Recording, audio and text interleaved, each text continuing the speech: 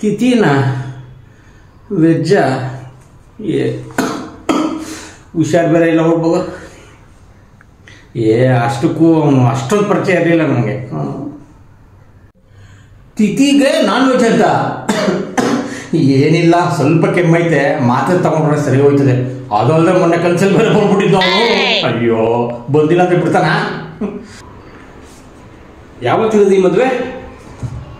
ಅಯ್ಯೋ ನಾನು ಬರಲ್ಲ, ನೀವು ಹೋಗ್ಬಪ್ಪ. ಈ ಟ್ರಾಫಿಕಲ್ಲಿ ಅಯ್ಯೋ ಕೇಳಿದ್ರೆ ಏನೋ ಹೇಳ್ಬಿಡು.